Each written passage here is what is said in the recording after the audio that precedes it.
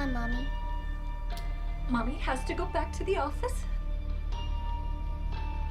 I wish I had a different mom. Well, sometimes I wish the same thing.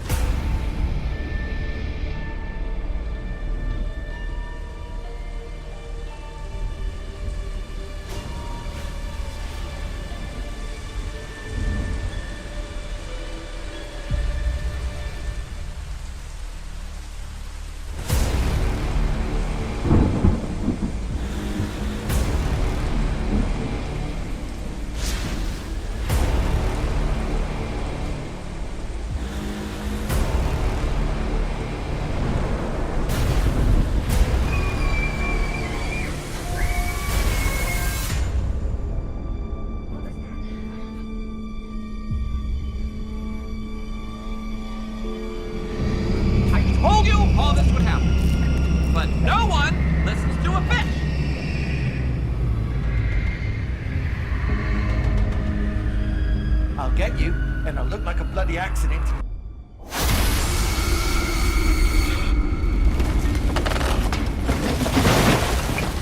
Oh my God.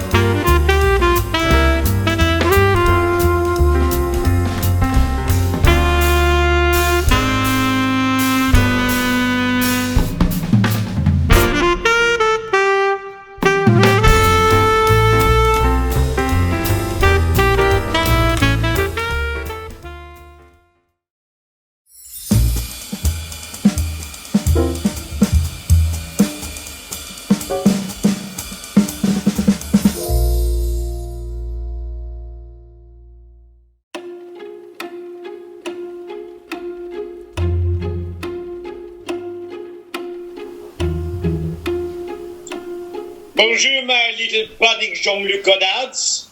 As you know, your media assignment is to make un petit film, a short film. You have exactly 5 months to complete the task. May I suggest you use your time very wisely. Good luck, and let the creativity begin.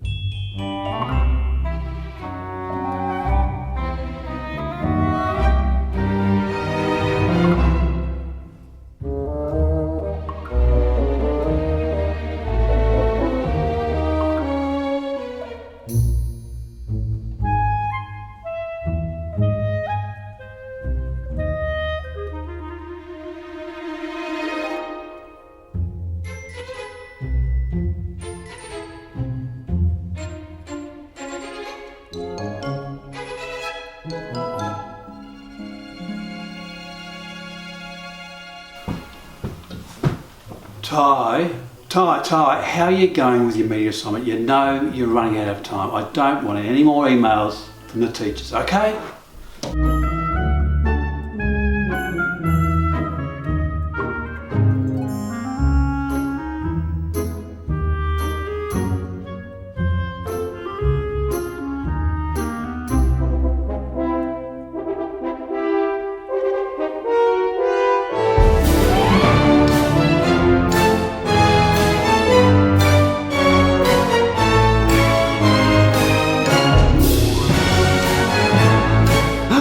1 week left. Dad's probably right, I should go start my movie.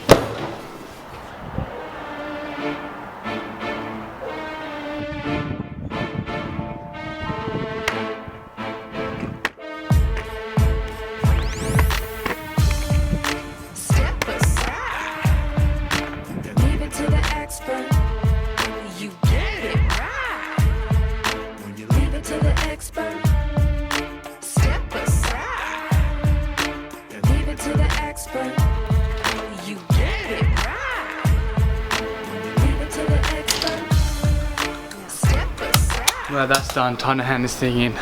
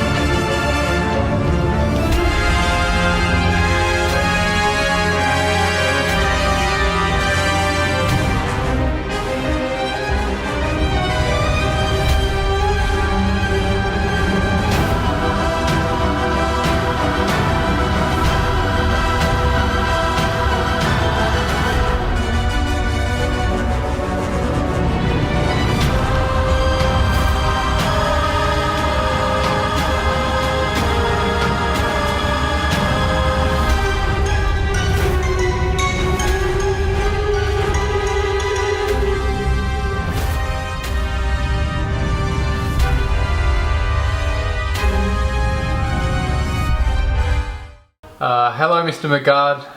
So how did I go? Bonjour, Tal. Thank you for sending in your film. You made it with 1 minute to spare. I cannot believe it. But you got an A+. I do not know how you do it, sacre bleu.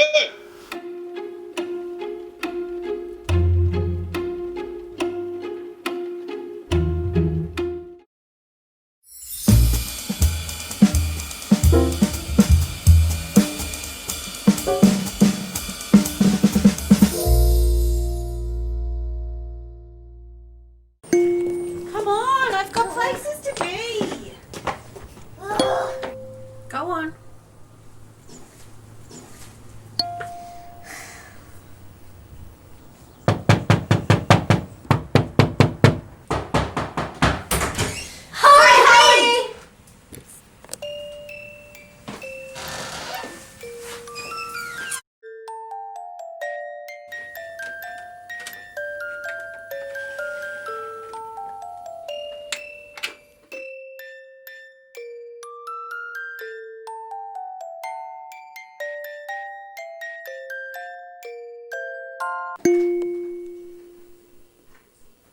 Ready? 3, 2, 1.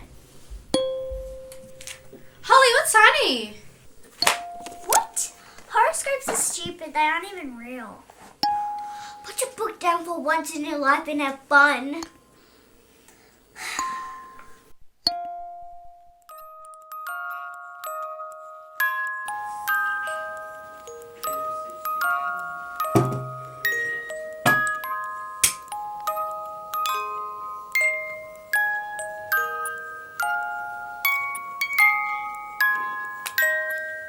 Birthday to you. Happy birthday to you. Okay, we're done.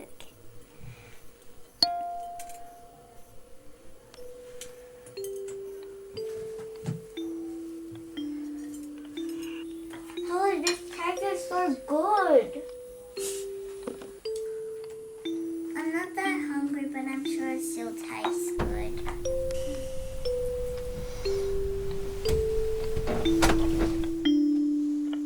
Good night.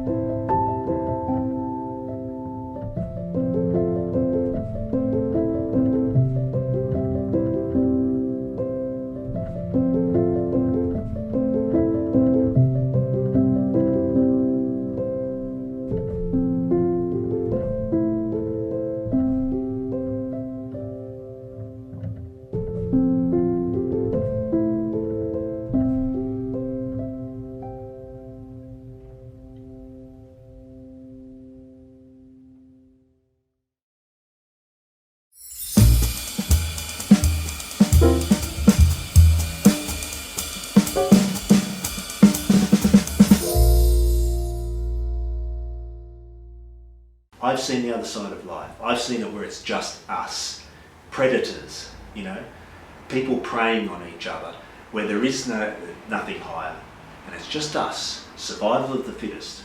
That's that's the place where we are poised in this world, and we can get a sense of it. But people are so naive, you know. And I think that the only thing that can counteract that is this incredibly radical thought. Okay, it's more radical than anything, you know. And that is, maybe. I didn't think this far of my life, you know, and I'd seen evil up to here. But then one day I thought, maybe God exists. We had a 40-acre property, and about half of the property was covered in bush. For myself, it was a little bit like a duck to water. I just loved the whole thing of knocking down old buildings and getting all the materials and renovating them and making all the bricks by hand. And we all used to work, you know, tremendously long days and so on.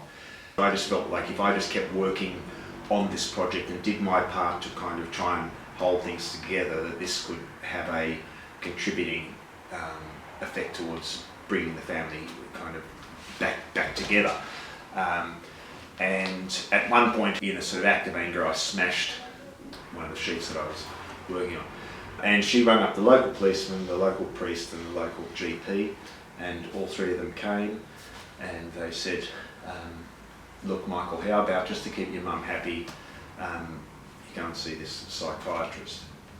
We'll assess your behaviour, and we'll assure your mum that everything is okay, and then you can go home. So at the end of the weekend, I sort of thought to myself, well, this place is an absolute load of rubbish, just a whole lot of people sitting around doing nothing. And I went to leave, and I went to this Dr. Frank Lumley, and I said, well, you know, I'll see you later, I'm going now. And he said to me, you're not going anywhere. And as I was saying to him, what do you mean I'm not going anywhere? He indicated to about 3 or 4 male nurses, and they all converged on me very quickly. And then after about 2 weeks, they took me in a pair of pyjamas before a magistrate, and the magistrate asked me some questions, and I was very heavily medicated, and I mumbled back some answers, and he basically then stamped that I was to spend 6 months in this mental institution. Then that began a series of escapes and being caught and being taken back, and that happened many times. I have been through some real hell things in maximum security prison, but when I think of that, it really does, the brutality of it infuriates me, and the internal brutality on your soul, I think, is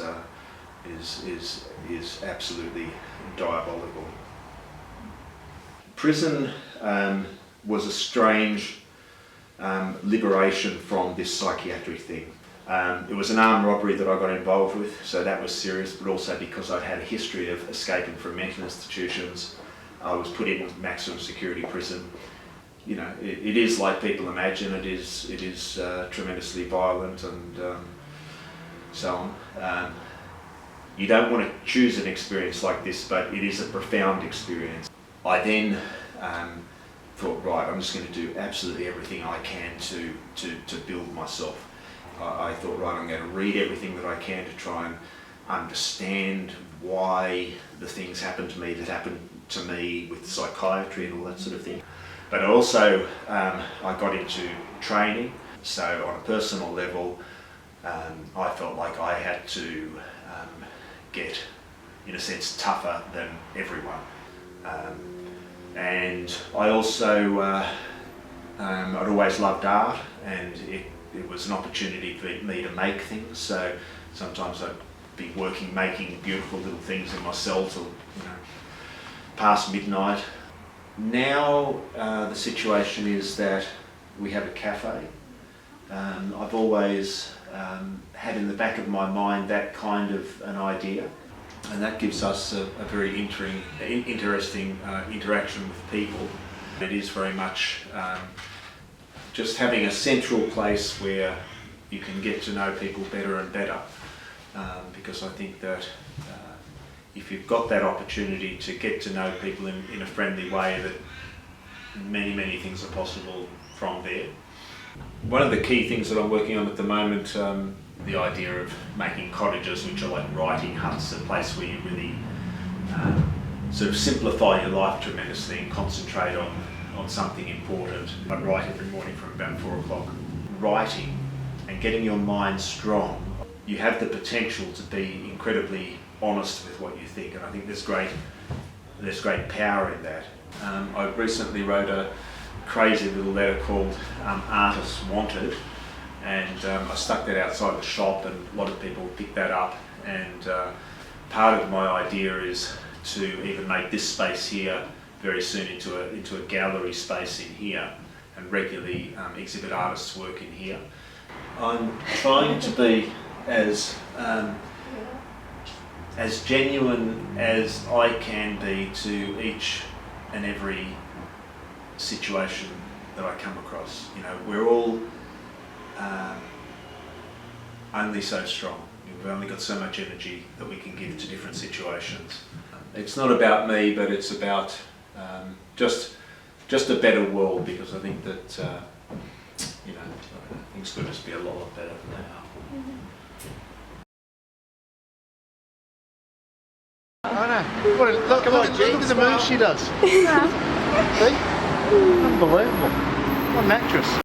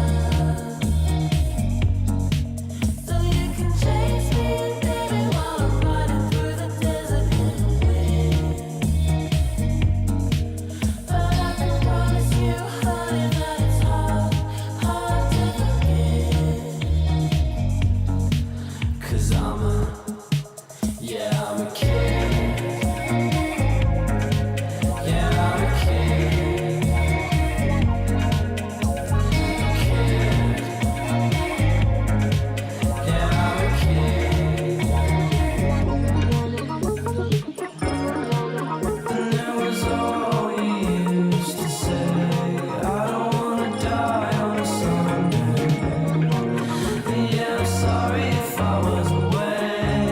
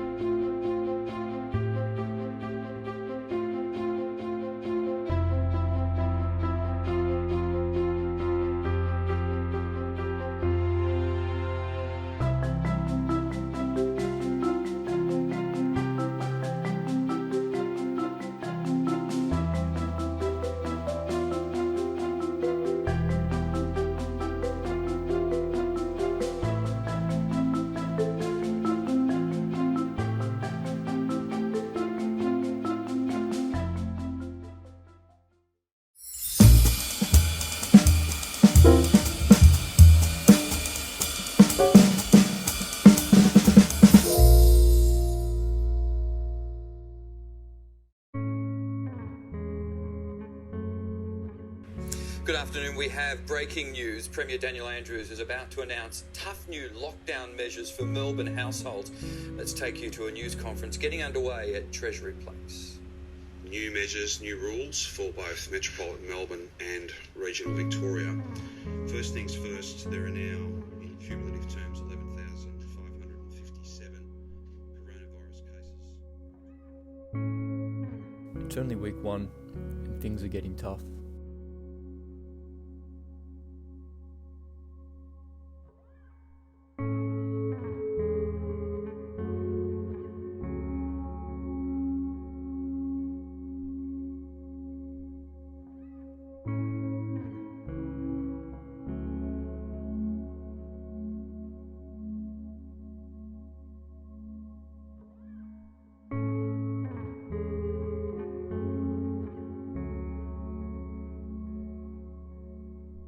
My urge to leave grows and grows every day.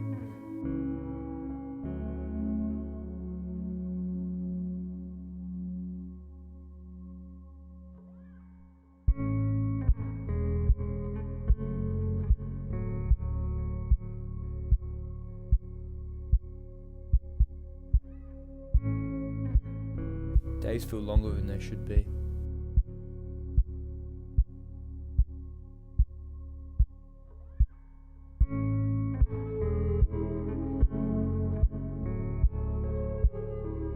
There is no concept of time when all you do is sit around.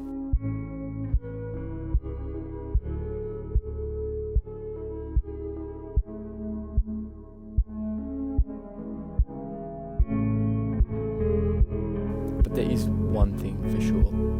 This will end. One day. I have hope.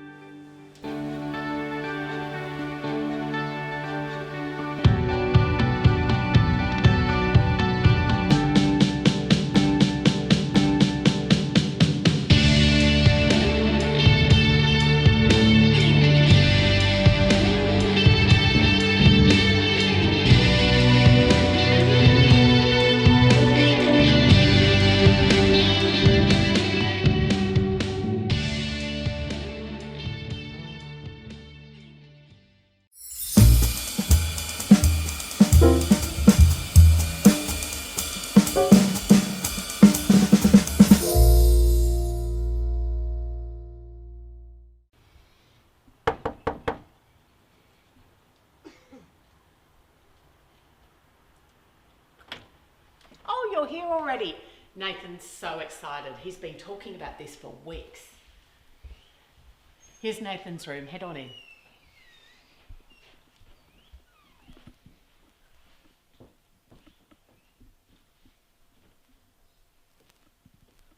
Oh, jeez, I didn't see you guys come in and give me a bit of a fright. Here a bit early, I'm meant to be here at 3. It's 2:30. Oh, sorry about that. The others should be here any minute and then we can get started. Until then, just make yourselves comfortable. Oh, here they are now. How's it going, mate? Hey. Alright, why don't we go head to the garage and get started? My name is Nathan Dunkley, I'm the band's lead singer. This is Eric Dempsey, the guitarist, and this is Steve, and we are The Storm. Well, the name was my idea. I was walking home one night, it was raining, there was thunder, there was lightning. It just struck me, you know, The Storm. It's quite powerful, really. Well, we met at band camp on the school holidays. I wasn't too keen, but Mum said it was a good opportunity to meet other musicians around Melbourne. So I ended up going. We got put in a group together and, you know, we've been together ever since. Yeah, they're alright. I mean, they're the best 2 musos I know in the local area. Also the only 2. Alright guys, why don't we go for a little bit of a tour of the office. Now this right here, this is a box of history. This is the first TV I ever watched the Rolling Stones play on. That's looking a bit old these days, but that is seriously, that is just historical. That's never getting thrown out. Oh, and this is my childhood right here. This is my first poster I ever owned, personally signed by each member of the Red Hot Chili Peppers. I watched Flea, scribble that in. Just make sure you keep a metre away, but get a really good shot of that. That's an absolute piece of art. Ricky, what are you doing here? Boys, I've got an update. The gig is on. No are you serious? Yep. How'd you I manage thought you that? said, The gig is on. oh, that's so good. How'd you get that done? I'm Ricky. I'm Eric's uncle, and I'm also the band's manager. I once had a beer with Neil Finn's manager, so I reckon I'm pretty overqualified for this job. It was a crowning, so it was pretty special. Well, the boys have been looking for a real breakout gig, and I reckon this could be the one. I got a tip-off from an old mate with some serious contacts in the record industry. He reckons this could be big. Well, this is awesome, Ricky. We need to talk dates, we need to talk numbers, crowds, money. There's so many things. Whoa, settle down, Tiger. I gotta go now, but how about we get together in the morning, have a little band meeting, make a few decisions, talk details. Yeah, sounds good. All right. Boys, you do then? All right, sweet. We'll see you then. Now, meantime, we better get back to this tour, because this right here, this is Eric's baby. First guitar he ever owned. Now, back in the day, I could seriously play. I reckon we better crack it out. Nathan, how many times do I need to tell you not to touch it? Jeez, all right, Mr. Paranoid, settle down. Well, now, it's not quite the same, but I'll tell you what, this is still a fine piece of equipment. We can back up 3:30.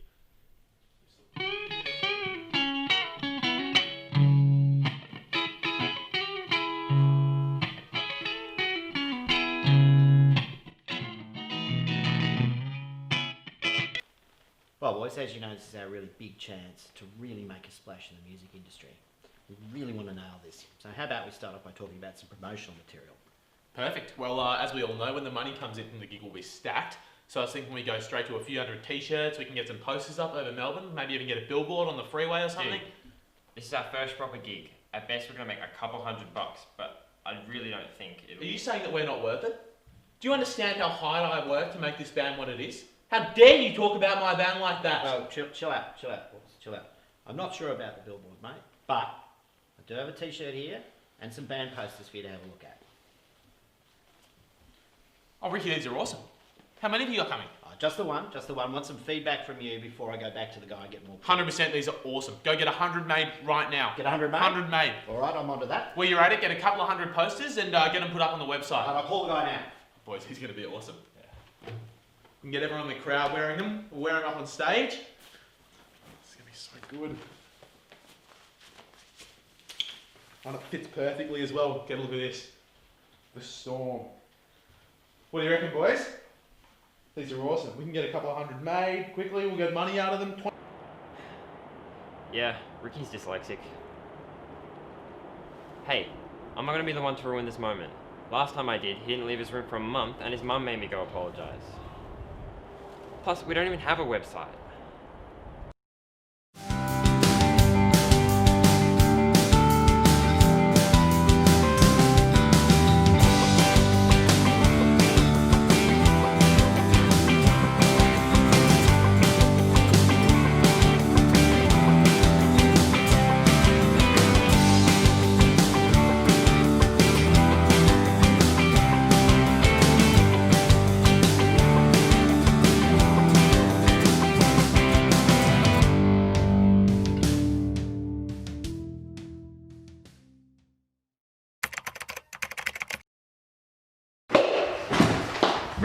What the fuck is this? Oh, it's one of those posters you got me to print up, mate. Oh, is it now? Well, last time I checked, we were the storm, not the bloody strum.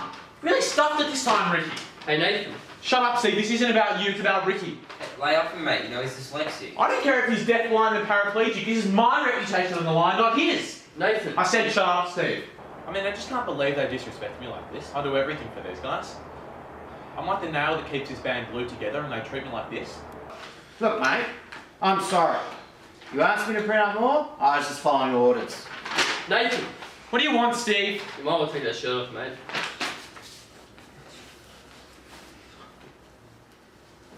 The shirt. Something. Ricky, I swear to God. I swear to God! Alright, for God's sakes, it's less than ideal, but we've only got a week to go before the show, and I think at this stage, we're just going to have to be the strum. He's right, mate.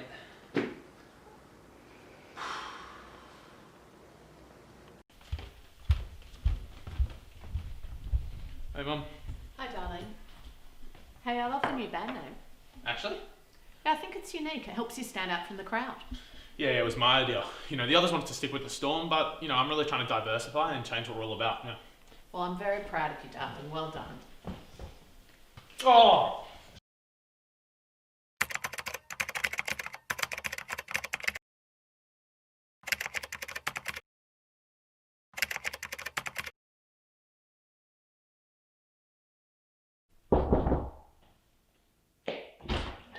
Oh, thank God you guys made it. I thought you weren't going to get here in time. All right, now, make sure you're set up, getting a really good shot. This is going to be one for the history books. Do you really have to do this, mate? Shut up, Eric. This is going to be a historic moment, mate. Now, boys, it's been 4 years of blood, hard work and tears, all leading up to this one moment.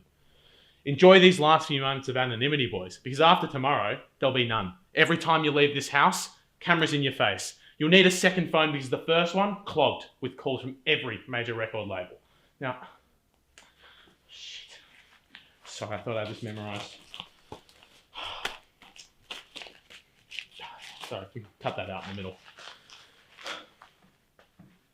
Tomorrow, my friends, will be one small step for the band, but one giant leap for mankind. Please don't put that in.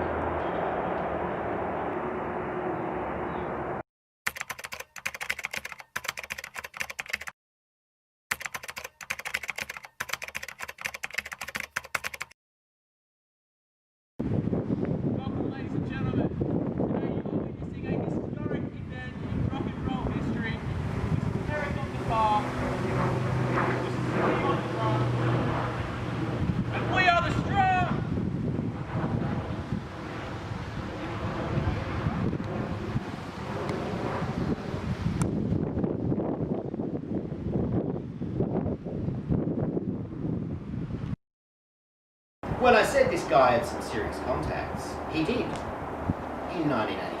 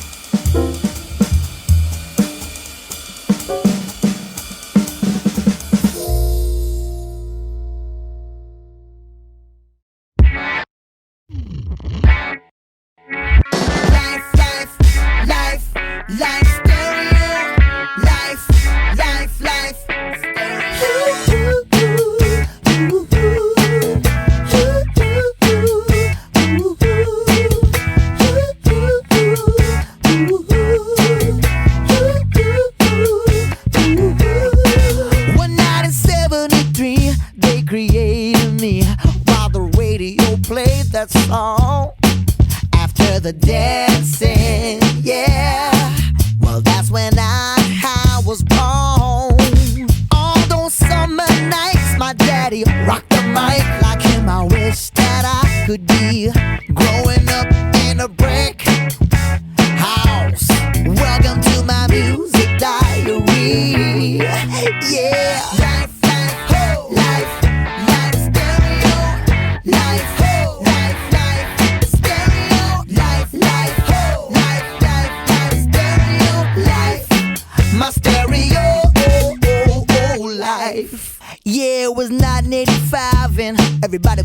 in life and they were breaking in the streets while I was dancing. Yeah, I fell in love with this girl that knocked me off my feet. Her name was rock and roll. She played me stereo. Her love was so high-fi, and now I know this love ain't gonna die. No, oh yeah. Oh my life, I live my life stereo. I'm living in the stereo. My stereo, my stereo, my stereo life, yeah. My stereo, my stereo life, yeah. My stereo, my stereo life, yeah. Life, yeah. My stereo. All my life, I'm living my life inside the song, and now it keeps playing on and on. And I want y'all to understand. Yo, enough of me, y'all. Let's give it up for the band. Yeah, I'm living in a stereo. I'm living in a stereo. I'm living in a stereo life.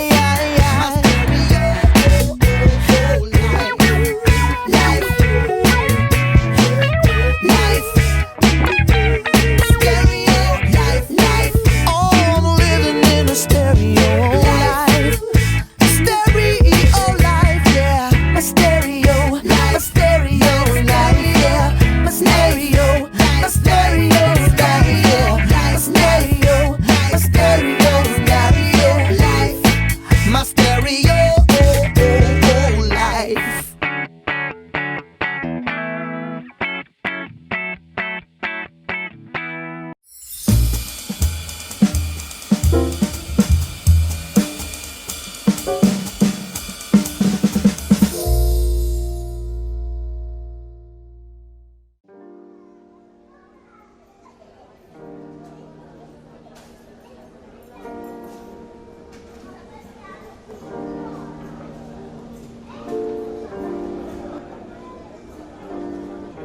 Last page of this red book.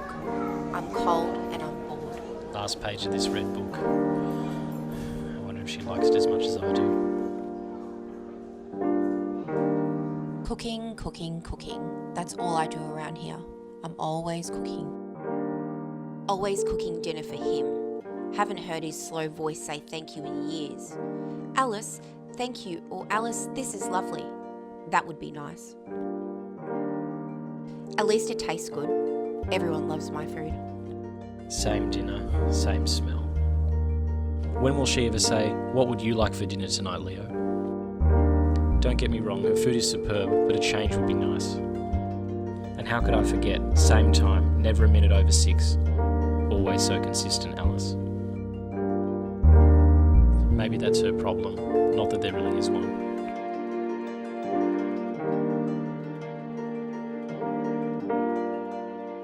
Loves her wine, that woman. That bottle better not be empty. That is my dessert. Look at him. He loves your food. One doesn't eat that fast if they don't love it. Oh dear God, Leo, do you have to eat with your mouth open? It's vile. Surely your mother taught you some table manners. I've lost my appetite. Ah well, it may be the same, but it sure fills a hole. And what is wrong with you now? Why do you look so miserable? Lipstick not smudged one bit. Haven't even touched your food. Can't help it if I'm hungry. Do I take her plate? Am I supposed to do that still? Clearly not. She's not even done yet.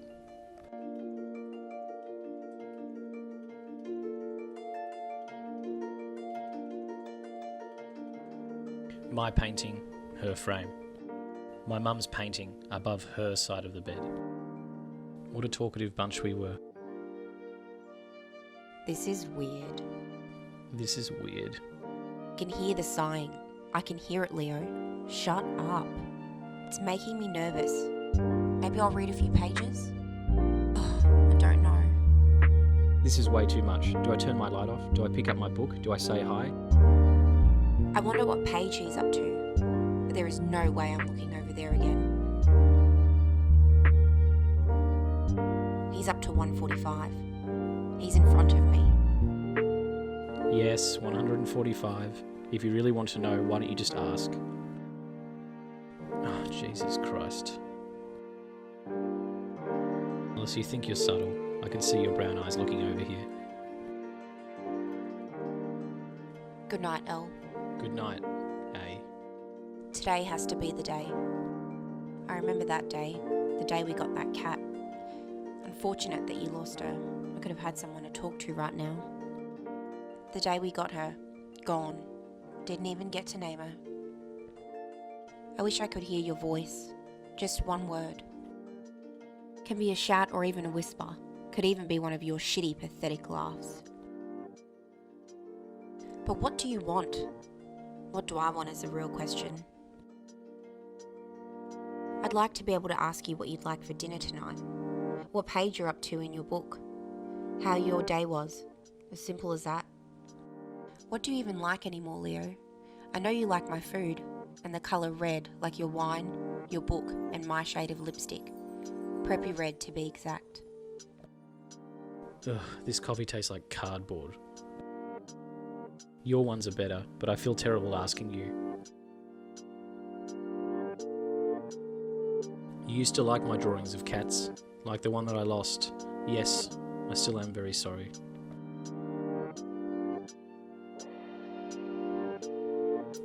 Of course I spill my coffee all over the white shirt you bought me. The one day I choose to wear your favourite shirt, I make a mess. I'm tired, my coffee is gone, and I can't even complain about it to you. Please don't see it, please don't see it. Please don't see it, please don't see it. And she's definitely seen it. Great. Dinner time. I think dinner time is the right time to do this. It's as easy as, hey, how are you? Nah, that's too random. My hands feel grubby. Maybe I should say something. He's not going to say anything, but why is he tapping his feet on the ground? How about a 3, 2, 1 and we do it together? Read my mind now, Alice. He doesn't have the TV on tonight. Running out of wine. I need a full bottle to be able to do this calmly. Do I say something or do I go find more wine? I feel like I should turn the TV on. At least it's the same dinner, same smell, same time. Why can I hear myself think? I'm going red in the face and surprisingly feeling flustered. And she's downed hers. Now she'll want more. Maybe I can ask if she wants more wine. I'm just gonna do it. 3, 2, 1. Can you pass me the salt? Do you want more wine? Oh, yeah, thanks. Of course.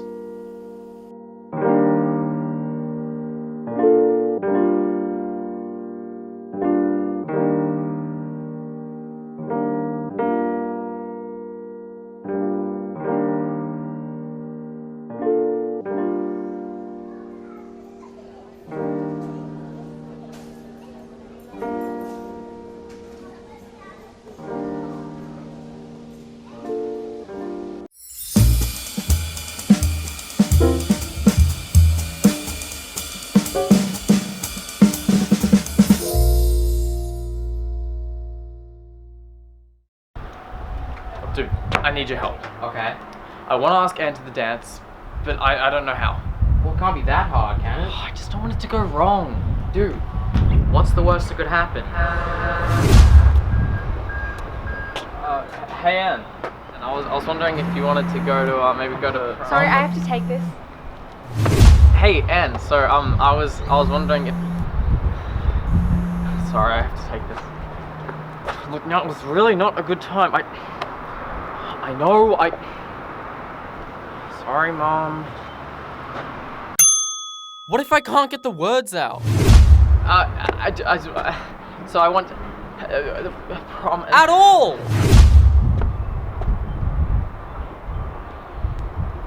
Or even worse, 私とプロムに行きたいですか? Maybe I should just use a card. Too big. Too small. Too romantic. Okay, maybe no card. Hey Anne.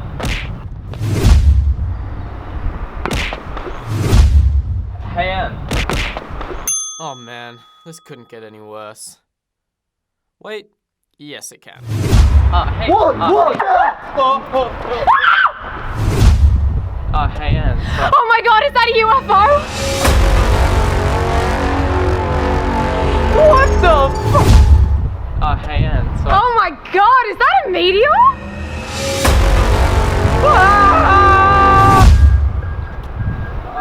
Hey Anne.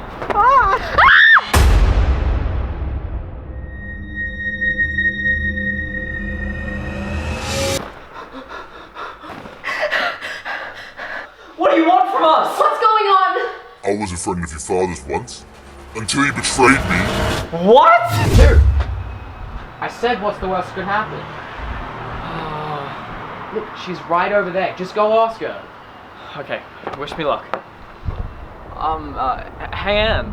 Jamie, I was gonna ask you, do you want to go to prom with me?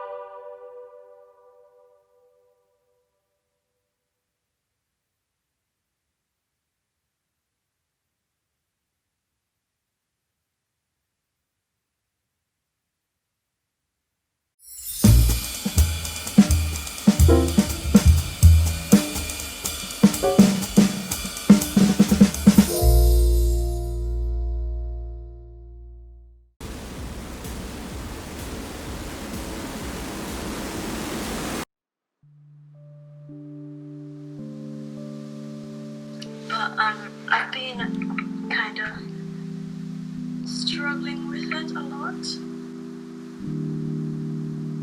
because I've started kind of questioning my relationship with love and what it means to me, because my partner, I don't think I have any romantic feelings toward him. I don't know, I'm just kind of looking at my own flaws for the first time.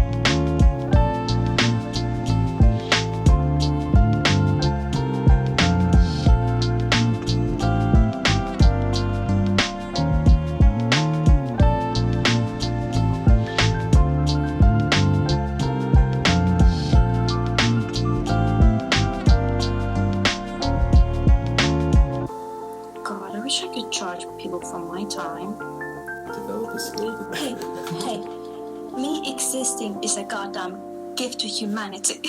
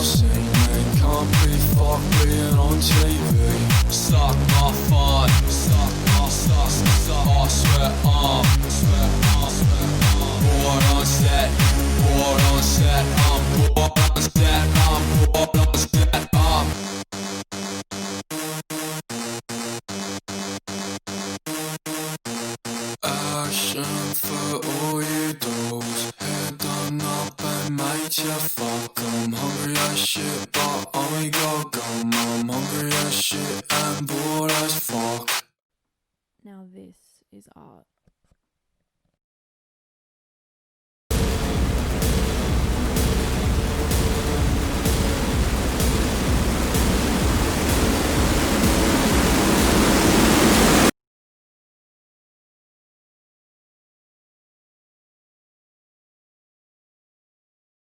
and that's only a couple minutes in my mind.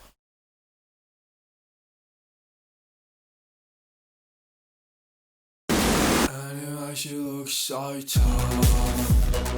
Girls will want you and stuff. And it really makes you think, why you still look tough. And big cuts of skin.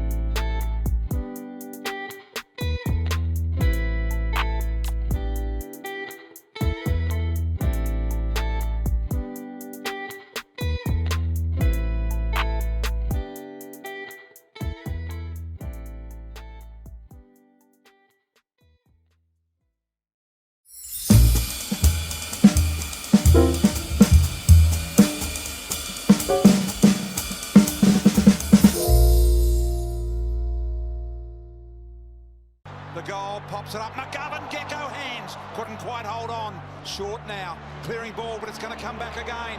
Picked up here by Newman. Newman runs the angle, and like Mackay, draws it back. You said you wanted a couple more, Richo. There's one of them. He trying to hold Rioli up, and Rioli's taken them both on. And we've seen Rioli's do this before at the MCG. Waltzes in and puts some cream on the cake, doesn't he? Today, after a meeting with the AFL Commission, the AFL has moved to immediately suspend the 2020 Toyota AFL Premiership season. I'm Josh Watson.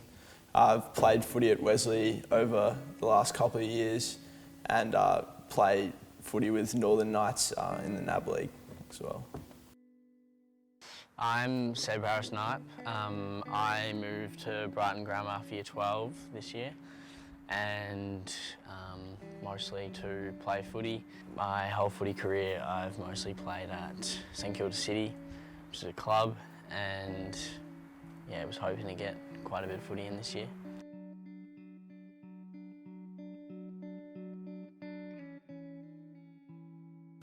Initially there was a lot of uncertainty about what was going to happen. There's a lot of speculation, a lot of rumours going around. With the rising number of cases and obviously Carey in the APS having a confirmed case, that really impacted the APS's chances of getting a season going.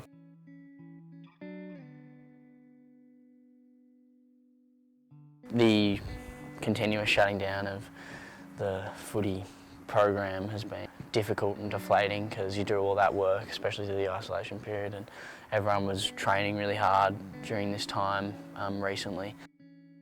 So yeah, when we had a video conference on the Saturday morning, so we played on Thursday night of all the AFL Commission and the AFL management and all the club CEOs, and Gil said that look, they've got no choice but to suspend the season. You know, at that point, gee, I thought it would never come to this, but once you start to think through the consequences of that, in terms of how they impact your club and your people and your finances, it's potentially catastrophic.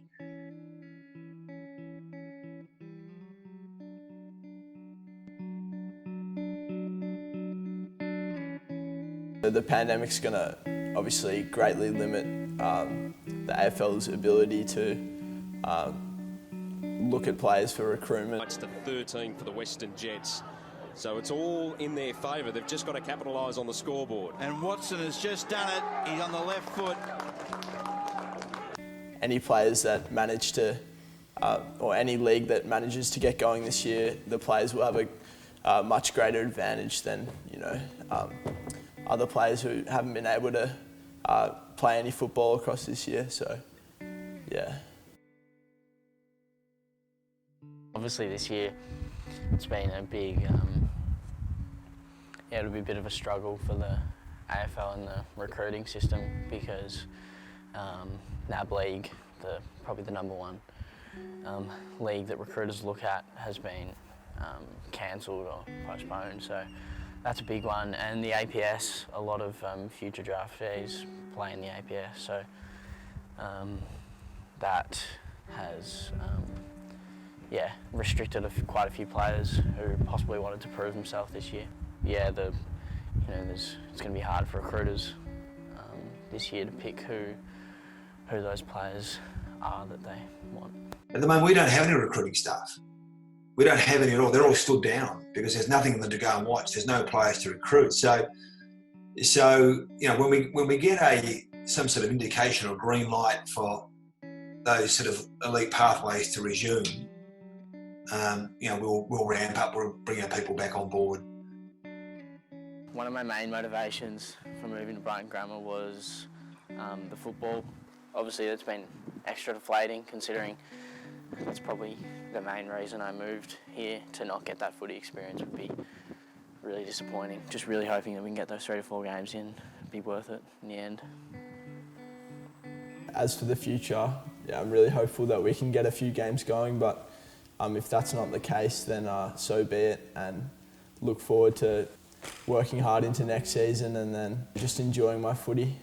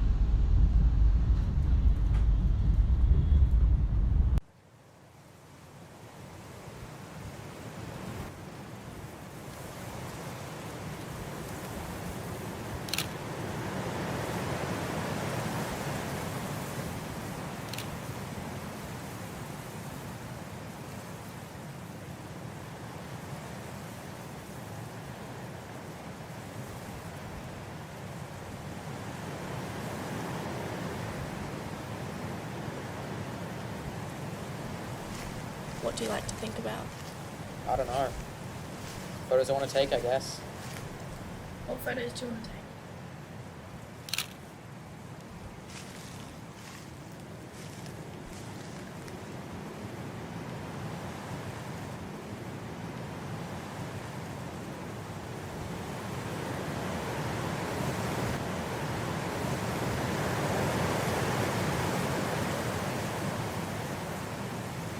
What do you like to think about?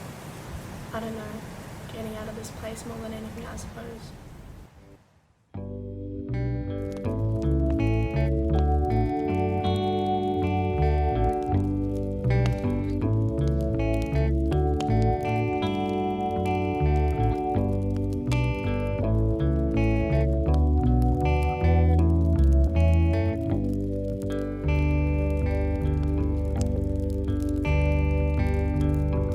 I want the angel to see me.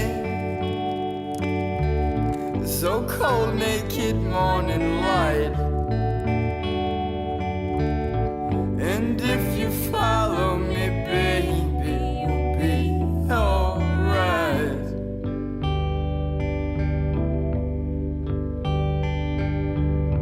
It's only life itself. Go so slow and take its time. So follow me closely, baby, we'll be alright.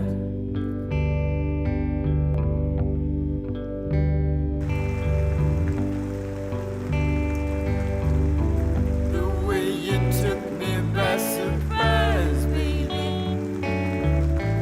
The way you skinned me with your eyes, baby. The way my head fits in your thighs, baby.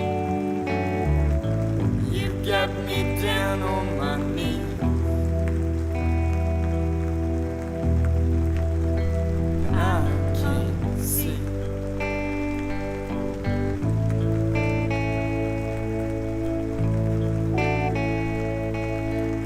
So I sent my angel to see you. But she won't be there till 10:30. Right now she's talking to me.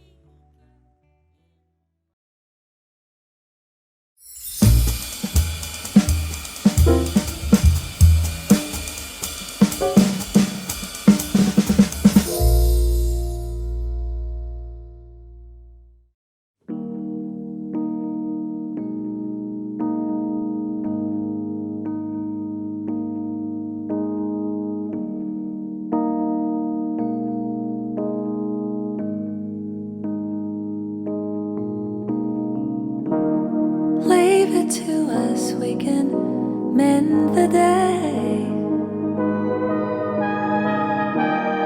Following night pleases only broken ways.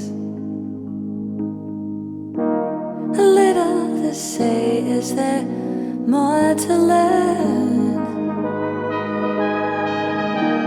Chasing the sun, crying out for the slow burn. The slow burn.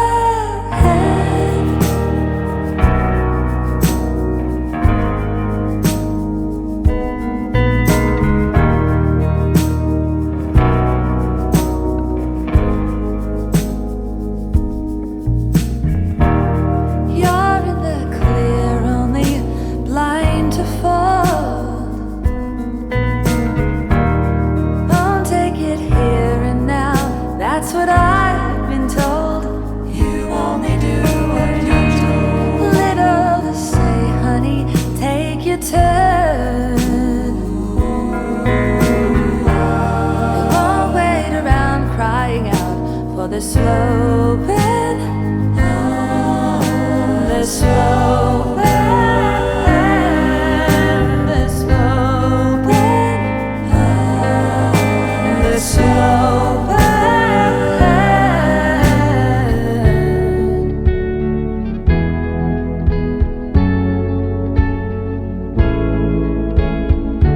I figured you'd make no one else bright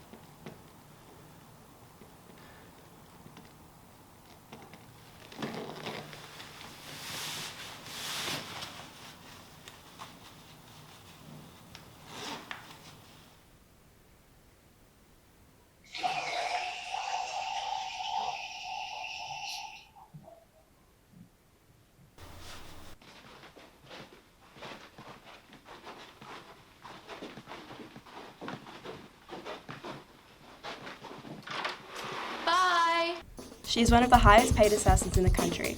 18 years old and a straight A student, you would never guess it. She's studying to become a doctor, and her fascination with the human body and medicine makes her meticulous and precise, never leaving a single trace or any evidence, apart from the trophies she takes.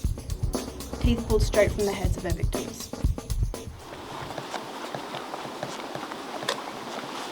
She's a ruthless thief who's got on the wrong side of the wrong people. We've had a tip that she'll be at 13 Mulholland Drive doing a job on the 19th. I'll be there.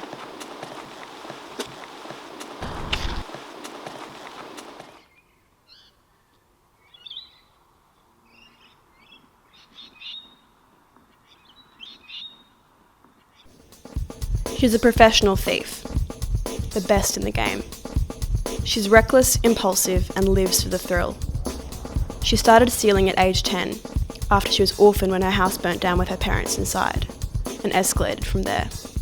She's also a compulsive gambler, which has put her on the bad side of a lot of people.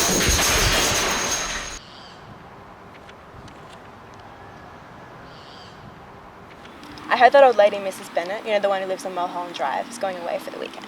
Who told you that? Penny, you know, Zoe's girlfriend with the big teeth. Oh, yeah. Anyway. Wait, how did she know that? I don't know, she's her neighbour or something. Anyway, it's not important. Guess what she has in that big old house? I've been obsessed with dolls for as long as I can remember. It's like I can't stop myself. If I see one in a shop or someone's house, I have to take it. It's gotten me into a lot of trouble in the past. My parents have tried to take me to several therapists. It never works though.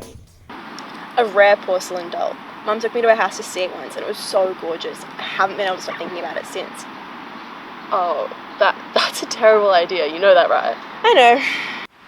Bye.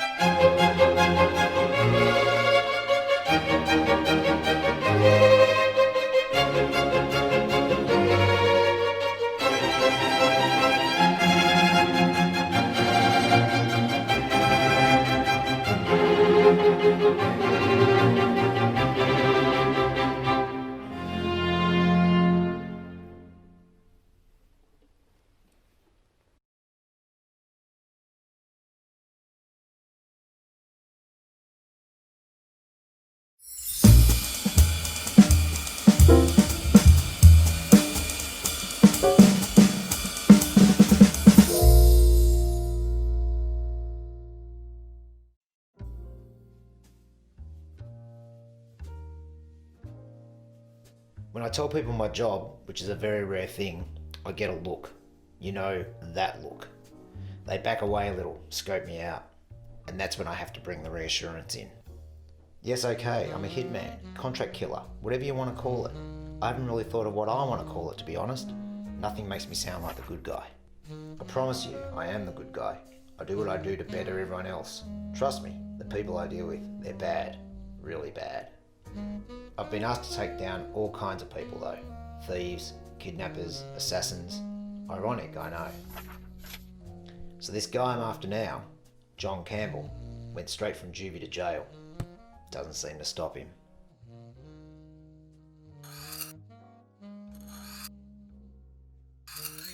He's got a lot going for him. Theft, assault, occasional stabbings, all against women. Really, just a top-notch guy. But I suppose the worse the person, the better and more exciting the job. Makes me more determined to get them. Take my last project, for example. Another guy who had also already been in jail and had also not learned from his mistakes. Now I won't say exactly what he was up to, but boy did it feel good releasing the world from his grasp. But truly, I strangely love what I do. There's a certain rush that comes with it. It's exhilarating, thrilling even. And I like to look professional when I can. Kind of makes me feel like I have a proper job sometimes. You know, like I have a slight aspect of normal to me. Yes, it can be messy, but I try my best to keep the job clean and simple. Now I don't do this job for the fun of it, for the money, or even for the fact that I get to carry weapons around, no matter how cool that makes me feel. I do it purely to stop these people, when it seems like there is just no other way. I don't kill to kill, I kill to protect. Anyway, I consider myself pretty lucky with this John guy. He lives locally. Terrible for the people in my neighbourhood, but it gets rid of some travel time. One of the hardest parts with this is probably trying not to be too obvious, not look too suspicious. The people around here know me as that neighbour Mike, the businessman or something. I don't think they really know. They just know I wear a suit. When I was starting out, I was practically the definition of an amateur. I would walk around slowly, sunglasses on, lean against a wall to try to look laid back and relaxed, but really be nervous and sweating. But with age comes experience, and over the years I've become a changed man. I'm one of the best in the game. If that's even something to brag about, I don't know. But I must say I'm pretty proud. Over time, I've learned how to be more secretive.